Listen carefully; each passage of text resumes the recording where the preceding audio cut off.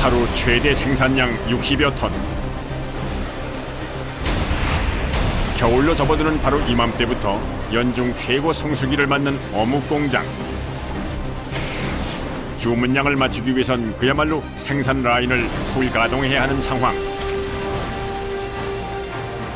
50도만 갑니다. 지금 엄청 좋죠.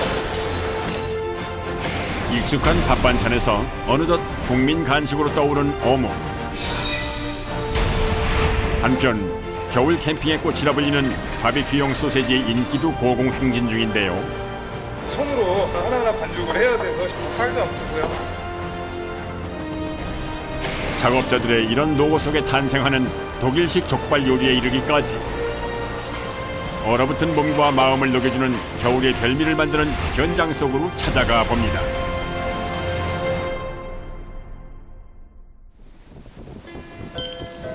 코끝 시린 겨울이면 가장 먼저 떠오르는 따끈한 어묵 한 입. 이곳 부산은 전국에서도 손꼽히는 어묵 1번지로 정평이 나 있죠. 진열대 위를 가득 채우고 있는 각양각색의 어묵들은 물론 가장 기본적이라 할 수 있는 물 어묵까지 세상의 모든 어묵들이 다 모여 있다고 해도 과언이 아닌데요.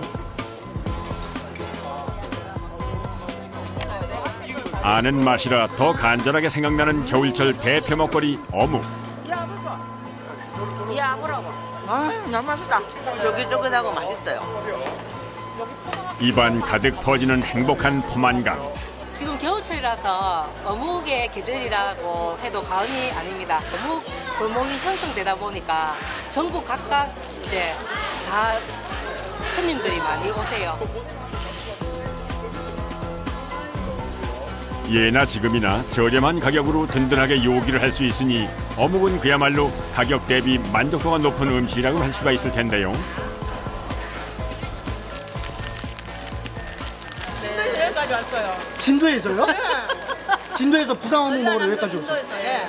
쫄깃쫄깃하고 맛이 있고. 부산 어묵 같은 경우에는 다른 지역 어묵들보다 생선살 함유량도 높고 먹었을 때 느낌이 탁 달라요. 식감도 쫄깃쫄깃하고 생선살이 많이 들었다는 느낌이 딱 들어요. 자타공인 어묵의 대명사 부산 어묵. 과연 어떻게 만들어지고 있을까요? 부산에서도 무려 16개의 어묵 공장이 밀집해 있는 장림동 어묵단지. 어묵 공장의 하루는 이른 새벽부터 시작됩니다. 연중 최고의 성수기를 맞아 하루 60톤의 어묵을 생산하고 있다는 국내 최대 규모의 어묵 공장. 이곳에서 생산하는 어묵의 종류만 무려 100여 가지에 이른다고 하는데요. 국민 반찬 어묵의 모든 것 어디 한번 들여다볼까요? 하루에도 67번 이곳 공장을 드나든다는 대형 트럭. 물건을 싣고 오기 무섭게 지게차가 달려와 박스를 내리기 시작합니다. 연육 들어왔습니다. 지금 오뎅에 사용하는 원재료 연육 들어왔습니다. 명태나 이 생선들을 갈아서 덩어리를 만든 걸 연육이라고 해요. 덩어리를 만든 거요? 아, 그걸로 어묵을 만드나 봐요. 거의 주재료가 이제 그렇게 돼 있거든요. 한 번에 들여오는 양만 해도 상당한 것 같군요. 6톤이요? 와, 뭐 하루에 6톤 정도만 들어오는 거예요? 아닌데 지금은 한 36톤, 하루에 36톤? 네, 36톤에서 42톤까지 있고. 아, 요즘 겨울철이라서 물량이 갑자기 많이 늘어났습니다. 생산량이 급증하면서 필요한 부재료들의 양도 그만큼 늘어났다고 하는데요. 땡의 맛을 내기 위해서 당근을 사용하고 있습니다. 당근은 하루에 저희가 1톤 정도 사용하고 있기 때문에 당근이 매일 꾸준히 들어오고 있습니다. 부재료들 역시 입고되기 무섭게 곧장 생산 현장으로 투입되는 상황. 이제 본격적으로 어묵 생산 과정을 한번 따라가 볼까요? 연육 상자를 벗겨내고 나니 총 천연색의 알록달록한 비닐 포장들이 가장 먼저 시선을 사로잡습니다. 색깔이 달라요. 모종도 틀리고 등급도 틀리기 때문에 오 같은 경우에는 고급 어묵과 중급 어묵에 사용하는 명태입니다. 이 어묵 같은 경우에는 하급에 주로 사용하고 있는 요거는 잡어입니다. 이 연육 같은 경우에는 고급에만 사용하는 실꼬리. 참돔에 견줄 만큼 맛이 좋기로 유명한 실꼬리돔. 실꼬리돔 같은 경우에는 난류성 연육이기 때문에 좀 더운 지방에서 많이 나서 베트남이나 인도 이런 쪽으로 많이 나오고, 그리고 명태 같은 경우에는 추운 지방에서 나는 연육이기 때문에 미국에서 알래스카에서 주로 수입하고 있습니다. 많이 다르다. 이거 어디가 다르죠? 같은 어종이라도 어육 함량에 따라 포장지 색깔이 달라지기 때문에 작업 때마다 각별히 주의를 해야 하는데요. 20kg이 넘는 연육을 들었다 내렸다 반복해야 하는 고된 작업입니다. 하나, 둘, 셋, 넷, 다섯, 6가지가 6가지 이게. 하나 만드는데 연육이 6가지나 들어가는 거예요? 6가지 들어가는 게 있고, 3가지 들어가는, 4가지 들어가는 게 있고, 5가지 들어가는 게 있고. 생산 라인의 전초기지 배합실. 이른 아침부터 가장 바쁜 곳입니다. 반죽한다고, 반죽. 공장을 돌리려면 그 재료인 어묵 반죽부터 모든 준비를 끝마쳐야 하기 때문입니다. 기차에 비유하자면 기관차에 해당되는 어묵 공장의 심장과도 같은 곳인데요. 하나 이렇게 배합할 때마다 들어가는 연육량이 어느 정도 돼요? 200kg요? 그러니까 배합기 하나에 연육 10상자가 통째로 들어가는 셈입니다. 각자 이제 고기마다 특성이 있기 때문에 그걸 조합을 해야 더 부드럽고, 한 가지 쓰는 것보다 여러 가지를 섞어 쓰는 것이 포장이 잘 나온다고 봅니다. 잠시 후 한창 바쁠 시간에 난데없이 치솟기 시작하는 연기. 이건 또 무슨 상황일까요?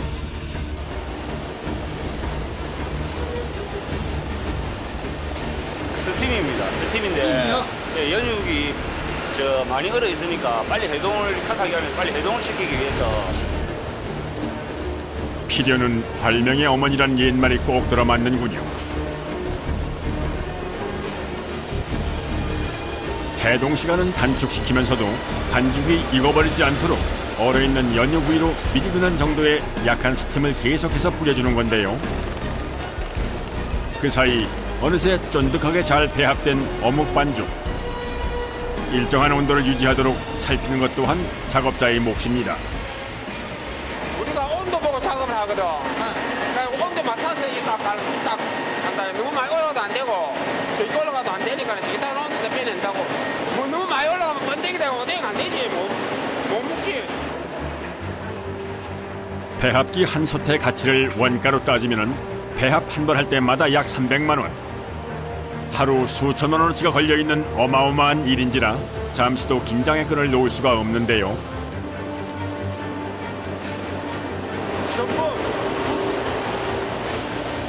무거운 책임감을 짊어지고 수십 년 이상 제자리를 묵묵히 지켜온 작업자들.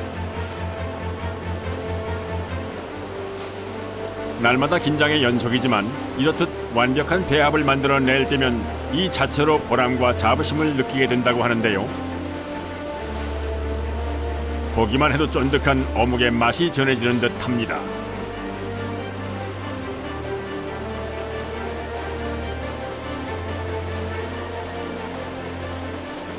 현재 약 60톤 이상 생산을 하고 있습니다. 60톤이요? 네, 맞습니다. 하루에 60톤이요? 네, 하루에 60톤 정도 생산하고 있습니다.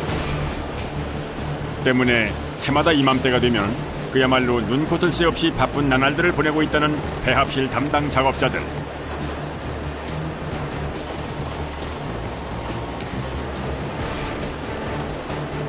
일본 배합기가 있거든요. 가지수가 한 100가지 이상 돼요. 종류마다 다 배합기가 다 틀려요. 생산하는 어묵의 종류가 워낙 많다 보니 하루 종일 쉴 틈 없이 돌아가는 배합기. 수백 킬로그램에 달하는 어묵 반죽을 수적스로 움직이는 것 또한 결코 쉬운 일이 아닌데요. 작업자들이 이끄는 방향에 따라 마치 살아있는 생물처럼 자유자재로 움직이는 어묵 반죽. 그런데 이쪽 배합기에선 어째 밑 빠진 독에 물을 붓듯 자꾸만 아래로 가라앉는데요. 배합을 해갖고 그 정형으로 나가면은 그래 완성이 된다. 어떻게 나가요? 요요 있잖아. 아, 파이프랑 펌프 요 있잖아. 파이프라인이요? 펌프. 직접 성형실로 안내하는 작업자. 가리키는 손끝을 따라가 보니 정말 파이프로 연결돼 있습니다. 각각의 배합기와 생산 라인이 서로 이어져 있다 보니 라인에 맞춰 필요한 반죽이 직배송되는 구조로 이루어져 있는데요.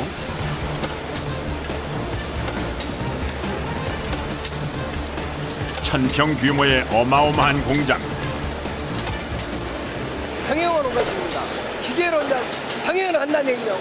작업을 한다는 얘기죠. 라인이 지금 한 10라인 됩니다. 성수기를 맞아 불가동되고 있다는 어묵 생산 라인. 먼저 가장 대중적이고 인기가 많은 사각 어묵부터 작업을 시작하는데요. 라인 점검부터 시작하는 작업자. 모양을 만들어요. 사각 제품. 얇고 넓은 모양 탓에 혹여나 라인에 달라붙을까 대두유를 뿌려주며 각별히 신경을 써야 한다는군요. 게다가 언제 어디서 걸릴지 모를 작업자의 불심검문이 이루어지기도 하는데요. 중량이 맞아야지 제품이 출고되죠. 성형 단계를 지나온 어묵들은 곧바로 튀김 단계로 접어듭니다. 이곳에서도 대두유가 사용되는데요. 모든 가정집에서도 튀김 같은 거 해서 식용유 하잖아요. 우리도 요 어묵하고 똑같은 부분입니다. 중간중간 라인을 체크하며 과정을 눈으로 확인하는 작업자. 온도가 이제 우리 얇은 거는 한 150도에서 튀게 나가고요. 좀 두꺼운 거는 107, 80도에서 튀게 나가고. 길이 12m의 튀김솥을 지나온 어묵은 곧바로 냉각 단계로 접어듭니다. 헌데 냉각기로 향하는 길이 꽤나 경사가 높아 보이는군요.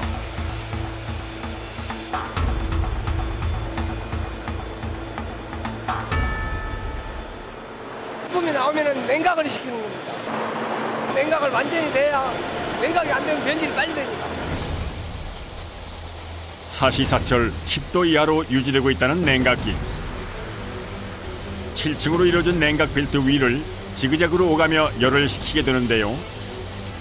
최종적으로 제품 내부 온도가 15도 이하로 떨어져야만 포장 단계로 넘어갈 수가 있답니다. 한편에서는 샌드백같이 생긴 롤러 사이로 어묵들이 비집고 나오는 중인데요.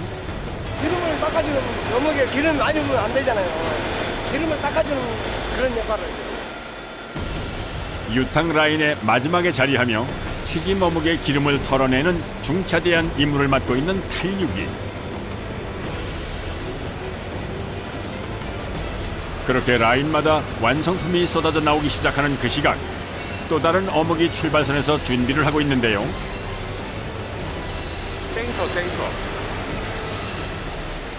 배합실에서 만든 기본 반죽에 각종 매콤한 양념들이 더해집니다. 이거 매운 어묵이에요. 고춧가루에 청양고추까지 갈아 넣었으니 얼마나 매울지 상상만 해도 진땀이 나는군요. 매운맛을 선호하는 요즘 젊은 소비자들에게 특히 인기가 높답니다.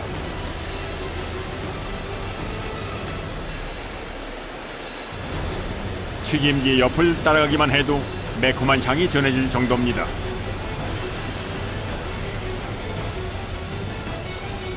어묵탕이나 볶음 요리용으로 많이들 찾는 어묵이라는군요. 쉴 새 없이 돌아가는 분주한 생산 라인. 넓적한 반죽을 핫바처럼 말아내는 기계도 눈에 띕니다. 마리 기계라고 이제 말 그대로 말아서 뺀다 해서 마리 기계입니다. 그러고 보니 저마다 각양각색의 다양한 모양을 한 어묵들이 줄지어 라인에 투입되고 있는데요. 100가지 정도 됐는데 이거를 어떻게 다 생산해요? 이 성형 틀을 가서 자주 끼거든요. 그래야 모양이 다 달라요. 이게 다 다른 거예요. 생인기가. 여기 갖다 꽂으면 이런 모양이 나와요. 10개의 라인으로 100가지 어묵을 만들어내는 비밀이 바로 여기에 있었군요. 한 80개 정도 되죠. 80개요? 네.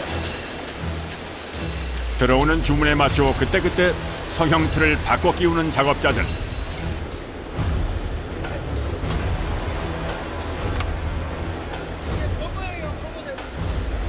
교체한 게 뭐예요? 낙엽 모양. 모양 따라 이름이 정해지는 단순 명료한 장명법. 그런데 아까부터 이리저리 기웃거리는 작업자들이 눈에 들어오는데요. 물이 덮치지 않게 항상 보고 주시를 해야 이제 쏟아지면 이 기계를 중지를 해야 되니까 그것을 막기 위해서 계속 밸브로 열었다 닫았다 이제 해줘야 됩니다. 대부분 자동화가 이루어졌지만 마지막은 어쨌든 사람의 눈과 손이 필요한 작업입니다.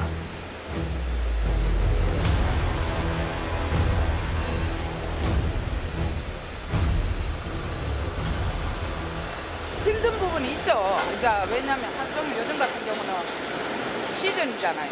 어묵이. 그러다 보니까 이제 장시간 서 있는 게 우리뿐만 아니고 전체적으로 다 이제 이거는 시스템이 그러니까 다들 이제 어쩔 수 없죠 뭐. 시즌이 없으니까. 바쁜 계절이 지나면 조금은 편한 날도 올 겁니다.